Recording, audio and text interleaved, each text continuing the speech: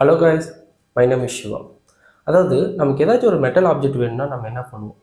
ஒரு மெட்டல் எடுத்து அதை ஃபவுண்ட்ரி ஒர்க்கில் கொடுத்து நமக்கு தேவையான ஷேப்பை அப்ளை பண்ணிக்குவோம். ஆனால் அந்த மாதிரி எந்த ஒரு ப்ராசஸும் இல்லாமல் நம்மளால் டைரெக்டாக எந்த ஷேப் வேணாலும் அப்ளைன் பண்ணிக்க முடியும்னா உங்களால் நம்ப முடியுதுங்களா?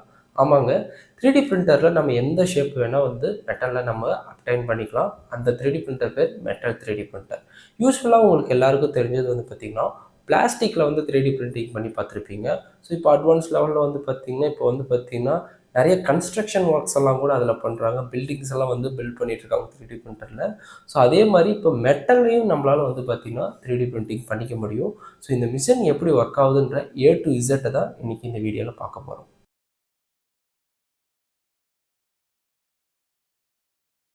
ஓகே, நான் ஆல்ரெடி பார்த்தீங்கன்னா 3D பிரிண்டர் எப்படி ஒர்க் ஆகுதுன்னு ஒரு பேசிக் வீடியோ போட்டிருக்கேன். ஸோ அந்த வீடியோ லிங்க்கு மேலே ஐக்கால்லையும் தரேன், கீழே டிஸ்கிரிப்ஷன்லையும் தரேன். நீங்கள் வேணால் செக் பண்ணி பார்த்துக்கலாம். ஏன்னா அப்போ தான் உங்களுக்கு இந்த வீடியோ கொஞ்சம் இன்னும் ஃபர்தராக புரியும். ஸோ 3D பிரிண்டிங்னா சேம் ப்ராசஸ், லேயர் பை லேயராக பார்த்தீங்கன்னா நமக்கு தேவையான ஷேப்பை அப்டைன் பண்ணிக்கிறது. ஸோ அதில் எது மூலிமா வேணால் பண்ணிக்கலாம். ஸோ பிளாஸ்டிக்னும் போது நமக்கு என்ன அட்வான்டேஜ்னால் பிளாஸ்டிக் மெல்டிங் பாயிண்ட் ரொம்ப கம்மி. ஸோ ஒரு 200 சென்டிகிரேட்குள்ளார நம்மளால் மெல்ட் பண்ணிக்க முடியும். நமக்கு தேவையான ஷேப்பை ஈஸியாக பண்ணிக்க முடியும். ஆனால் அதே ஒரு மெட்டல்னால் ஒரு 1000 டிகிரி, ஸோ அதுக்கும் மேற்கொண்டு இருக்கக்கூடிய நிறையா ஹை டெம்பரேச்சர் இருக்கக்கூடியது இருக்குது. ஸோ அவ்வளோ டெம்பரேச்சர் ஒரு எக்ஸ்ட்ரூடர்னால கண்டிப்பாக கொண்டு வர முடியாது. ஸோ இதுக்கு தான் பார்த்திங்கன்னா பவுடர் மெட்டராலஜி கொண்டு வராங்க. ஸோ மெட்டலை நம்ம ஃபஸ்ட்டு ஒரு பவுடர் ஸ்டேட்டுக்கு கொண்டு வரும். ஸோ இதுக்கு முன்னாடி ஒன்று சொல்லிக்க விரும்புகிறேன். 3D இந்த மெட்டல் 3D பிரிண்டிங்லேயே மொத்தம் 2 டைப் இருக்குது.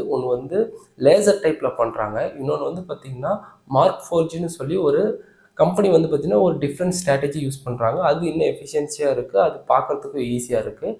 இதே ஃபார்மில் பார்த்திங்கன்னா இந்த மார்க் ஃபோர்ஜ் மாதிரியே மார்க் எக்ஸ்னு சொல்லி பார்த்திங்கன்னா ஒரு கம்பெனி இருக்குது. ஸோ இந்த ப்ராசஸ் விட்டு ஃபஸ்ட்டு லேசர் ப்ராசஸ் எப்படி இருக்குன்னு சொல்லி பார்க்கலாம்.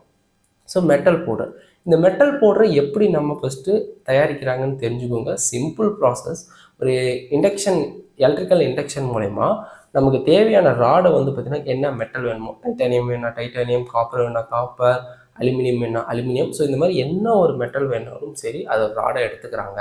ஸோ நம்ம இண்டக்ஷன் ஸோ உங்களுக்கு இண்டக்ஷன் ஹீட்டிங்னா என்னென்னு தெரியும். ஸோ தெரியலன்னா யூடியூப்பில் வீடியோஸ் சர்ச் பண்ணி பாருங்கள், அது எப்படி ஒர்க் ஆகுதுன்னு தெரியும். ஸோ இண்டக்ஷன் ஹீட்டிங் மூலிமா என்ன பண்ணுறாங்கன்னா மெட்டலை ஃபஸ்ட்டு அதோட லிக்விட் ஸ்டேஜுக்கு இன்ஸ்டண்ட்டாக கொண்டு வராங்க. இந்த லிக்விட் ஸ்டேஜிலேருந்து நமக்கு பார்த்திங்கன்னா மெட்டல் உருகி போர் ஆகுது. ஸோ இது ஒரு சேம்பருக்குள்ளே நடக்கிற மாதிரி அசியூம் பண்ணிக்கோங்க. மெட்டல் உருகி நமக்கு போர் ஆகுது. இப்போ இந்த மாதிரி போர் ஆகும்போது நமக்கு ஹை ப்ரெஷரில் பார்த்திங்கன்னா ஏரை அது மேலே இன்ஜெக்ட் பண்ணுறாங்க. இப்போ என்ன ஆகுதுன்னா இந்த உருகி இருக்க இந்த மெட்டல் அந்த லிக்விட் லாவா என்ன ஆகுதுன்னா நமக்கு அப்படியே ஸ்ப்ரெட் ஆகி அப்படியே ஸ்ப்ரே மாதிரி ஆகுது. ஸோ சின்ன சின்ன சின்ன சின்ன மைனூட் பார்ட்டிகல்ஸாக நமக்கு வருது. கீழே வாட்டரில் விழுந்து நமக்கு பார்த்திங்கன்னா பவுட்ரு மெட்டராலஜி பவுடராக கிடைக்குது. இது நமக்கு தேவையான சைஸ்லேயே கிடைக்குமானா அந்தளவுக்கு பவுடர்லேயே கிடைக்குமானா கிடைக்காது. நிறைய டிஃப்ரெண்ட் வேரியேஷன், அதாவது அந்த பவுடர் கேனுவல்ஸ் பார்த்திங்கன்னா 1000 மைக்ரான்ஸில் இருக்கணும் நமக்கு தேவையான சைஸ். ஸோ அதுக்கு மேலே 800 500 இது எல்லா ஸ்டேஜில் கிடைக்கும். ஃபில்டர்ஸ் மூலயமா ஃபில்டர் பண்ணி நமக்கு தேவையான அதாவது எந்த அளவுக்கு கிரானுவல்ஸ் மைல்டாக அதாவது நைஸாக வேணுமோ அந்தளவுக்கு பவுடர் ஸ்டேஜில் நம்ம அப்டைன் பண்ணி எடுத்துக்கிறோம். இப்போ நம்ம பவுடர் அப்டைன் பண்ணிட்டோம். இப்போ இந்த அப்டைன் பண்ண பவுடரை நம்ம எப்படி 3D பிரிண்டரில் யூஸ் பண்ண போகிறோம், இப்போ அது எப்படின்னு பார்க்கலாம். ஓகே, உங்களுக்கு புரிகிற மாதிரி சொல்லணும்னா இப்போ பார்த்திங்கன்னா சரி, ஓகே, இது பார்த்திங்கன்னா ஒரு சேம்பர்னு எடுத்துக்கோங்க. ஓகேங்களா. இந்த சேம்பரில் என்ன பண்ணுறோம்னா நம்ம அப்டைன் பண்ண பவுடர் எல்லாமே இதில் போர் பண்ணி ஃபில் பண்ணிடுறோம். ஃபில் பண்ணிவிட்டு ஸோ இதே மாதிரி நமக்கு பார்த்திங்கன்னா இன்னொரு சேம்பர் இருக்குதுன்னு நினச்சிக்கோங்க. ஸோ பக்கத்துலேயே இன்னொன்று இருக்குது. இப்போ என்ன பண்ணுது, இதுக்கு நடுவில் ஒரு பிஸ்டன் இருக்குது. இந்த பிஸ்டன் மேலே வர வர என்னாகும், இந்த பவுட்ரு இதுலேருந்து நமக்கு அப்பில் வந்துக்கிட்டே இருக்கும். ஓகேங்களா, இது ஒரு கான்செப்ட். நெக்ஸ்ட்டு இந்த இப்போ லெஃப்ட் சைட் சேம்பர், இதில் தான் நம்ம பார்த்திங்கன்னா நம்ம டிசைன் என்னவோ நம்ம இதில் தான் பார்த்திங்கன்னா பிரிண்ட் பண்ண போகிறோம். இதில் பிஸ்டன் இதோட டாப் எண்டில் இருக்குது. இப்போ இது கீழே போக போக போக என்னாகும், நமக்கு இங்கே கேப் கிடச்சிக்கிட்டே இருக்கும். ஓகேங்களா. நெக்ஸ்ட்டு ஒரு ஃபீடர் இல்லை ஒரு ரோலர் மாதிரி, ஃபார் எக்ஸாம்பிள் ஓகே ஓகே இந்த பென் ட்ரைவ் தான் பார்த்திங்கன்னா ஒரு ஸ்கேல் மாதிரி அசியூம் பண்ணிக்கோங்க. இப்போ என்ன ஆகுதுன்னா, இப்போ இந்தான சைடில் சேம்பரில் ஃபுல்லாக மெட்டல் பவுடர் இருக்குது. இது மேலே வருது. மேலே வரப்போ என்ன ஆகுதுன்னா பவுடர் மேலே எக்ஸைஸாக இருக்குது. இப்போ இது என்ன பண்ணுதுன்னா இதை இப்படியே வச்சு நமக்கு வலிச்சு இங்கேருந்து இப்போ இந்த பிளாட்ஃபார்மில் தள்ளிட்டு போய் இப்போ இந்த பிஸ்டன் வந்து கொஞ்சம் கீழே இறங்கியிருக்கும். இந்த இதை வந்து க்ளோஸ் பண்ணி நமக்கு ஒரு லேயர் ஸ்டேட்டை க்ரியேட் பண்ணுது. இதை அசியூம் பண்ணிக்கோங்க. ஓகேங்களா? ஓகே. இப்போ இது பிரகாரம் தான் நமக்கு ஃபங்க்ஷன் ஆக போகுது. இது வந்து ஒரு லேயரை கிரியேட் பண்ணுறதுக்கு. இப்போது நமக்கு என்ன ஒரு ஆப்ஜெக்ட் இருக்கோ அது லேயர் பை லேயராக பிரிச்சிருப்போம். ஏற்கனவே நான் ஃபஸ்ட்டே போட்டிருக்க 3D பிரிண்டிங் வீடியோவில் இது கிளியராக எக்ஸ்பிளைன் பண்ணியிருக்கேன். ஓகேங்களா? இப்போது இதுக்கு வந்து அந்த ஃபீடர் வந்து பார்த்திங்கன்னா அந்த ஒரு பென்ட்ரைவ் வச்சு பண்ணோம் பார்த்திங்களா, அந்த பென்ட்ரைவ் தான் வந்து பார்த்திங்கன்னா ஃபீடராக ஞாபகம் வச்சுக்கோங்க. இந்தான சைடு இருக்க பிஸ்டன் வந்து பார்த்திங்கன்னா நமக்கு வந்து ரோலருக்கு, அதாவது இந்தாண்ட லெஃப்ட் சைடு பிரிண்டிங் பண்ண வேண்டிய மெட்டல் பவுடர் வந்து நமக்கு கொஞ்சம் கொஞ்சமாக ஃபீட் பண்ணுது. இதுலேருந்து கொஞ்சம் வெளியில் வர பவுடரை தள்ளிட்டு வந்து நமக்கு வந்து ஒரு லேயரை பிளாட்ஃபார்ம் கிரியேட் பண்ணிடுது. இப்போ மேலே இருக்க லேசர் என்ன பண்ணுதுன்னா ஒரு லேயருக்கு என்ன ஷேப் இருக்கோ, இப்போ ஃபார் எக்ஸாம்பிள் ஒரு சிலிண்டரே எடுத்துக்கிட்டோம்னா அந்த சிலிண்டர் லேயர் பை லேயராக பிடிச்ச எல்லா லேயருமே நமக்கு சர்க்கிளாக இருக்கும். ஒரு சர்க்கிளை என்ன பண்ணுதுன்னா அந்த லேசரில் வந்து ஹீட்டிங் மூலிமா வந்து பார்த்திங்கன்னா நம்ம ஷேட் பண்ணுறோம். நார்மலாக நம்ம லேசர் பிரிண்டிங் பண்ணுறோம், அதே கான்செப்டை பண்ணுறோம். இப்போ பண்ணுறப்ப என்ன ஆகுதுன்னா நமக்கு தேவையான ஷேப் வந்து மெட்டல் உருகிடுது. ஏன்னா பவுடர் ஸ்டேட்டில் இருக்கும்போது ஈஸியாக உருகிடும். நெக்ஸ்ட்டு உருகிறது மட்டும் இல்லாமல் எங்கெங்கே உருகுதோ அங்கங்கே மட்டும் நமக்கு வந்து சாலிடாக வந்து பார்த்திங்கன்னா அது ஃபில் ஆகி வந்து ஸ்ட்ராங்காக வந்து நமக்கு ஒரு தின் ஷீட் மாதிரி கிடச்சிருது. இப்போ இந்த கிடைச்ச ஷீட்டு பிரகாரம் இதுக்கப்புறம் திரும்ப ஒரு லேயர் கீழே இறங்குது. இந்தாண்ட வந்து பார்த்திங்கன்னா இந்த மெட்டல் பவுடர் மேலே வருது. இதை வலிச்சுட்டு வந்து ஸோ இதை வந்து இந்த லேயர் புது லேயர் க்ரியேட் பண்ணுது. திரும்ப வந்து பார்த்திங்கன்னா நமக்கு அதே லேசர் மூலிமா நம்ம க்ரியேட் பண்ணுறோம். இதே கண்டினியூஸ் ப்ராசஸாக பண்ணிகிட்டே வரும்போது லேயர் பை லேயராக நமக்கு தேவையான ஷேப்பை கிடச்சிடும். இது ஒரு லேயர் எவ்வளோ இருக்குன்னா கிட்டத்தட்ட 20 to 30 மைக்ரான் இருக்கும். ஸோ அந்தளவுக்கு தான் வந்து பார்த்திங்கன்னா ஒரு லேயருன்றது இருக்கும். ஸோ இதோட நமக்கு வந்து எக்ஸ்டெண்ட் ஆனிச்சுன்னா அந்த மெட்டல் உருகிறது. ஸோ அந்த மாதிரி நிறைய காம்ப்ளிகேஷன் இருக்குது. இது வந்து பார்த்திங்கன்னா ஒவ்வொரு மெட்டலுக்கும் வந்து டிஃபர் ஆகும் இந்த லேயர்லேருந்து எல்லாமே. ஸோ இதில் நார்மலாக நம்ம பார்த்து 3D பிரிண்டிங் மாதிரியே இதில் வந்து பார்த்திங்கன்னா நமக்கு சப்போர்ட்ஸ்லேருந்து எல்லாமே இதுலேயும் ஃபார்ம் ஆகும். ஸோ அது டிபெண்ட்ஸ் அப்பான் ஆப்ஜெக்ட் அந்த 3D மாடலிங் பொறுத்து.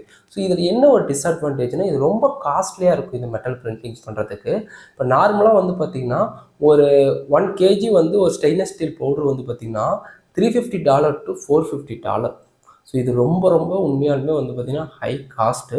ஸோ இதில் என்ன ஒரு டிஸ்அட்வான்டேஜ்னால் இந்த மிஷினில் இப்போ இந்த சப்போர்ட்லாம் பண்ணுறோம் பார்த்திங்களா, இந்த சப்போர்ட்டுக்கெலாம் நமக்கு மெட்டல் பவுடர் நிறைய வேஸ்ட் ஆகுது. ஸோ அது வந்து எக்ஸ்ட்ரா நமக்கு இந்த மெட்டல் பவுடர் வேஸ்ட் ஆகிறதுனால நமக்கு வந்து காஸ்ட் எஃபிஷியன்சி வந்து அதிகரிக்குது. அது மட்டும் இல்லாமல் அது இல்லாமல் இந்த இதில் வந்து எக்ஸ்ட்ரா வேஸ்ட்டுன்னு சொல்லி பார்த்தா ஒரு 5% தான். மற்றபடி இதில் எந்த ஒரு டிஸ்அட்வான்டேஜும் இல்லை. இது நார்மலாக எங்கெங்கே யூஸ் பண்ணுறாங்கன்னா எல்லா இண்டஸ்ட்ரியிலையும் நிறைய இந்த மெட்டல் பிரிண்டிங் வந்து யூஸ் பண்ணுறாங்க. எதுக்கு? இப்போ ஃபார் எக்ஸாம்பிள் ஏதாச்சும் வந்து ஒரு சின்னதாக ஒரு மெட்டல் பீஸ் வேணும், ஒரு ஒரு ரிசர்ச் அண்ட் டெவலப்மெண்ட்டில் இருக்காங்க. அவங்க வந்து இது வந்து சும்மா அப்ளிகேஷன் பண்ணி பார்க்கணும் அப்படின்னும் போது அவங்க வந்து ஒரு டூல் அண்ட் டையோ ஸோ இல்லை ஏதாச்சும் ஒரு மில்லிங்கில் கொடுத்து ரொம்ப காம்ப்ளெக்ஸாக செட் பண்ணுறதுக்கு டைம் ஆகும். இதுனா அவங்க குயிக்காக பண்ணிவிடுவாங்க. ஸோ அதனால் இந்த ப்ராசஸ் வந்து அவங்களுக்கு ஃபுல்லாக ஹெல்ப்ஃபுல்லாக இருக்குது. ஸோ ஒரு சின்னதாக ஒரு டெவலப்மெண்ட் அதுக்கப்புறம் அவங்க மாஸ் ப்ரொடக்ஷனுக்கு நிறைய ஸ்ட்ராட்டஜிஸாக அவங்க யூஸ் பண்ணிக்குவாங்க. ஓகே, இந்த பிரிண்டர் இவ்வளோ தான் இதோட ஃபங்க்ஷன்.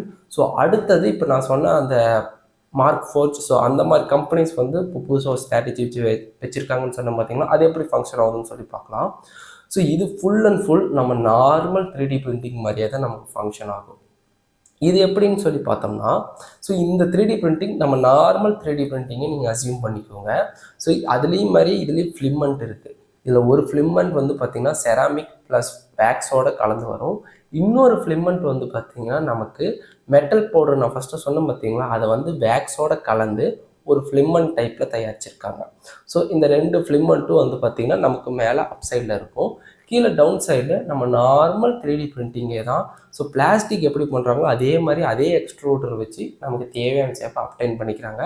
ஆனால் இதில் ஒரு சின்ன ஒரு கண்டிஷன், ஒரு 20% வந்து பார்த்திங்கன்னா நமக்கு வந்து சைஸ் வந்து எக்ஸ்பேண்ட் பண்ணிடுறாங்க. ஏன்னா ஸோ இந்த பிளாஸ்டிக்கு இந்த வேக்ஸு இதெல்லாம் இருக்குது. ஸோ இது வந்து மெட்டலை மட்டும் நம்ம பியூராக பண்ணி நம்ம இதை வந்து மெல்ட் பண்ணி தான் ஒட்டுவோம். ஸோ அப்போ வந்து பார்த்திங்கன்னா நமக்கு மெல்ட் பண்ணி நம்ம வந்து இது ஜாயின் பண்ணும்போது நமக்கு சைஸ் வந்து சிங்க் ஆகும். ஸோ அதுக்கோசரம் அந்த அலவன்ஸை வந்து இதுலேயே வந்து பெருசு பண்ணிடுறாங்க. ஸோ இது வந்து நாம் ப்ரோக்ராமிங் எது பண்ண தேவையில்ல. ஸோ அவங்க கம்பெனின்றனால அவங்க ஸ்லைசர்லேயே வந்து பார்த்திங்கன்னா இதுக்கு அல்கோரிதமில் கரெக்டாக ஃபிக்ஸ் பண்ணி வச்சுருக்காங்க. ஸோ அதனால் ப்ராப்ளம் இல்லை. ஆனால் நான் ஃபஸ்ட்டு சொன்னேன் பார்த்திங்களா லேசர் பிரிண்டர், ஸோ அதெல்லாம் இல்லை, நம்ம எக்ஸாக்டாக என்ன வேல்யூவோ அது எக்ஸாக்டாக நமக்கு வந்துடும். ஸோ அக்யூரசின்னு பார்த்தோம்னா ஒரு டாலரன்ஸ்னு பார்த்தோம்னா 0.1 mm வந்து அதில் டாலரன்ஸ் இருக்கும். சேம் திங் இதுலேயும் அதே அளவுக்கு இருக்கும். ஸோ இது ரொம்ப ஹை ப்ரிசிஷனாக எப்போ இருக்காது. ஓகே, ஒரு 20% வந்து பார்த்திங்கன்னா நம்ம சேர்த்து வந்து இதை பிரிண்ட் பண்ணிடுறோம். இதில் வந்து நமக்கு இந்த பிரிண்டிங், அதாவது இந்த டைப் ஆஃப் மெட்டல் பிரிண்ட் வந்து பார்த்திங்கன்னா நமக்கு 3 ப்ராசஸாக வரும். ஸோ அதில் வந்து நம்ம டைரெக்டாக பிரிண்ட் பண்ணணும்னு எடுத்து யூஸ் பண்ணலாம், ஆனால் இதை அப்படி யூஸ் பண்ண முடியாது. ஸோ இதுக்கு வந்து ஒரு 3 டைப்ஸ். ஃபஸ்ட்டு வந்து நார்மலாக நம்ம பிரிண்ட் பண்ணி முடிச்சிடுறோம். பிரிண்ட் பண்ணி ஒரு 20% எக்ஸைஸ் சைஸில் பிரிண்ட் பண்ணி முடிச்சிடுறோம். இப்போ இந்த பிரிண்ட் பண்ணதை எடுத்துகிட்டு போய் என்ன பண்ணுறோம்னா ஒரு கெமிக்கல் வாஷ் பண்ணுறோம். இந்த கெமிக்கல் வாஷ் எதுக்குன்னா நம்ம ஏற்கனவே கொடுத்துருக்கக்கூடிய அந்த பேக்ஸு செராமிக்ஸ் எல்லாம் கொஞ்சம் ரிமூவ் பண்ணுறது. இந்த ஃபஸ்ட்டு பிரிண்ட் பண்ணோடனே இந்த பார்ட் பேர் வந்து க்ரீன் பார்ட்டுன்னு சொல்கிறாங்க. நெக்ஸ்ட்டு இந்த கெமிக்கல் வாஷ் பண்ணுறாங்க. இது வந்து டிபெண்டிங் அப்பான் எப்படி சொல்கிறது, அதோட சைஸை பொறுத்து இதோட டைமிங் வந்து இன்க்ரீஸ் ஆகும். ஃபார் எக்ஸாம்பிள் சின்னதாக இருந்தால் ஒரு 2 to 3 hours. ஓரளவுக்கு வால் வந்து நல்லா திக்னஸாக இருந்துச்சுன்னா 1 day எடுக்கலாம், 2 day எடுக்கலாம். ஸோ அந்த வாலோட திக்னஸை பொறுத்து நமக்கு வந்து டைமிங் டிபெண்ட் ஆகும். ஸோ இது பிரகாரம் 1 dayலேருந்து 2 day வந்து ஒரு கெமிக்கல் வாஷ் பண்ணுறோம். ஸோ அதில் இருக்க பிளாஸ்டிக்லேருந்து அந்த வேக்ஸ் எல்லாம் வந்து ரிமூவ் பண்ணி அதுக்கப்புறம் அந்த பார்ட் பேர் வந்து ப்ரௌன் பார்ட்டுன்னு சொல்கிறாங்க. நெக்ஸ்ட்டு இவங்களே வந்து பார்த்திங்கன்னா ஒரு ஃபர்னஸும் ப்ரொவைட் பண்ணுறாங்க. ஸோ இங்கே தான் வந்து நமக்கு ஃபைனல் ஸ்டேஜ் ப்ராடக்ட் கிடைக்கிது. இப்போ இந்த ப்ராடக்ட்டை எடுத்துகிட்டு போய் என்ன பண்ணுறாங்கன்னா அந்த ஃபர்னஸில் வைக்கிறாங்க. இது வந்து ஒரு 1 day ப்ராசஸ். ஸோ இது எல்லாத்துக்கும் காமனாக. ஸோ இது கிராஜுவலாக வந்து பார்த்திங்கன்னா நமக்கு வந்து டெம்பரேச்சர் ஹை பண்ணிவிட்டு ஸோ அதை லோ பண்ணி அது எல்லாம் ஒரு கிராஜுவலாக அவங்க ஒரு அல்கோரிதம் வச்சுருக்காங்க, அது பிரகாரம் பண்ணுறாங்க. ஸோ இதில் இருக்க எக்ஸைஸாக இன்னும் மிச்சம் இருக்கக்கூடிய பிளாஸ்டிக்கு செராமிக் இதெல்லாம் வந்து உருகி வெளியில் வந்துட்டு நமக்கு என்ன சைஸ் எக்ஸாக்டாக நமக்கு மெட்டல் வேணுமோ அது வந்து எக்ஸாக்டாக கிடைக்கிது. ஸோ இந்த மெட்டல் பிரிண்டிங் வந்து பார்த்திங்கன்னா எப்படின்னா நமக்கு ஈஸியாக இருக்குது. நெக்ஸ்ட்டு இதில் வேஸ்டேஜ் இல்லை. இப்போ நான் ஃபஸ்ட்டே சொன்னேன் அந்த மெட்டல் பவுடர் ரொம்ப ஹை காஸ்ட்டாக இருக்குன்னு சொன்னேன். ஸோ ஆனால் இதில் வந்து பார்த்திங்கன்னா சப்போர்ட்ஸ் எல்லாம் இதுலேயும் க்ரியேட் ஆகும். ஆனால் இந்த சப்போர்ட்ஸ் வந்து பிளாஸ்டிக்கில் க்ரியேட் ஆகும். ஏன்னா இதில் ஏற்கனவே நான் ஃபஸ்ட்டே சொன்ன மாதிரி 2 ஃபிலமெண்ட் போகுது. ஸோ சப்போர்ட்ஸ் எல்லாமே பிளாஸ்டிக்லேயும் நமக்கு என்ன எக்ஸாக்டாக மாடல் வேணுமோ அது மட்டும் மெட்டலில் பண்ணுறதுனால அந்த சப்போர்ட்டோட வேஸ்டேஜ் குறையுது. அது இல்லாமல் பியூராக நமக்கு வேஸ்டேஜ் ரொம்ப ரொம்ப ரொம்ப லெஸ் தென் கிட்டத்தட்ட 1% இல்லை 5%குள்ளே இருக்கிறதுனால நமக்கு காஸ்ட் அதிகம்.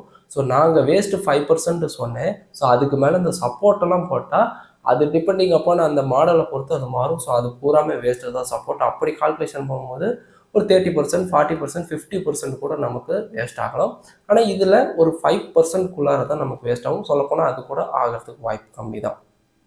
ஸோ இந்த பிரிண்டரோட காஸ்ட்டு எப்படின்னு சொல்லி பார்த்தோம்னா அது எதுவும் பெருசாக ஆன்லைனில் இல்லை. நெக்ஸ்ட் இந்த ப்ராசஸை பற்றி கிளியரான எக்ஸ்பிளனேஷனும் அவங்க இதில் இல்லை. அதாவது என்னென்ன மெட்டல் யூஸ் பண்ணுறாங்க, அந்த பிளாஸ்டிக்கில் என்னென்ன எவ்வளோ காம்பினேஷனில் மெட்டலில் கலக்கிறாங்க, அதெல்லாம் எந்த ஒரு கிளியர் எக்ஸ்ப்ளனேஷனும் இல்லை. ஸோ அவங்க ஆர்டிக்கலில் வந்து இந்த அளவுக்கு மட்டும்தான் டீட்டெயில் கொடுத்துருக்காங்க. ஸோ என்ன கேட்டால் வந்து பார்த்திங்கன்னா லேசர் பிரிண்டிங் வந்து இன்ஸ்டண்ட்டாகவும் இருக்கும், நமக்கு பர்ஃபெக்டாகவும் இருக்கும். நெக்ஸ்ட் அது காசு எஃபிஷியண்ட்டாக இருக்கும். அந்த லேசர் பிரிண்டர் விலை கம்மியாக இருக்கும்னு தான் நினைக்கிறேன். பட் வந்து இது வந்து 3 ஸ்டெப்ஸ் இருக்குது. ஸோ இதில் வந்து பார்த்திங்கன்னா கெமிக்கல் வாஷ் இருக்குது, அப்புறம் ஃபர்னஸ் இருக்குது. ஸோ அதில் ஃபர்னஸில் ஸ்ட்ரைட்டாகவே நமக்கு வந்துடும். அந்த ஃபர்னஸோட காஸ்ட்டு இதெல்லாம் பார்க்கும்போது எனக்கு தெரிஞ்ச லேசர் இதே வந்து லேசர் 3 மெட்டல் பிரிண்டிங்கே நமக்கு விலை கம்மியாக இருக்கும்னு தான் நினைக்கிறேன். ஸோ இது வந்து பார்த்திங்கன்னா ஆனால் மேக்ஸிமம் வந்து பார்த்திங்கன்னா பெரிய பெரிய இண்டஸ்ட்ரி எல்லாமே யூஸ் பண்ணுறாங்க. இது யூஸ் பண்ணுறதுக்கு ஈஸியாக இருக்குது. ஸோ அவங்களே ஓன் ஸ்லைசர் கொடுத்துட்றாங்க, எல்லா கால்குலேஷனும் அவங்களே கொடுத்துட்றாங்க. இமெயில் நோட்டிஃபிகேஷன்லேருந்து எல்லாம் இப்போ நம்ம நார்மலாக 3D பிரிண்டிங் பண்ணோம்னா அது கம்ப்ளீட் ஆனோன்னா அதுக்கு இமெயிலில், ஸோ அதுக்கப்புறம் அடுத்தடுத்த ப்ராசஸ்க்கு எல்லாமே இமெயில் நோட்டிஃபிகேஷன்லேருந்து எல்லா சப்போர்ட்டும் அவங்க வந்து பார்த்திங்கன்னா சூப்பராக அல்கோரிதம் வச்சு பண்ணி கொடுக்குறாங்க. ஓகே, உங்களில் இந்த 3D பிரிண்டரில் எது உங்களுக்கு பெஸ்ட்டாக இருக்கும், எது நல்லா ஒர்க் ஆகுதுன்னு நீங்கள் நினைக்கிறீங்கன்றத கமெண்ட்டில் போடுங்க. ஸோ இந்த மாதிரி இன்னும் புதுசாக ஏதாச்சும் புது மிஷின் இல்லை புது டாபிக் பற்றி நான் பேசணும்னா கீழே கமெண்ட்டில் போடுங்க. இந்த வீடியோ பிடிச்சா லைக் போடுங்க, பிடிக்கலனா டிஸ்லைக் பண்ணுங்கள். ஏன்னா அப்போ தான் உங்களுக்கு இந்த மாதிரி கண்டென்ட்ஸ் இன்னும் என்னென்ன கொடுக்கலான்றது எனக்கு ஒரு சஜஷனாக இருக்கும். தேங்க்யூ. இந்த மாதிரி அடுத்த இன்னொரு வீடியோவில் உங்களுக்கு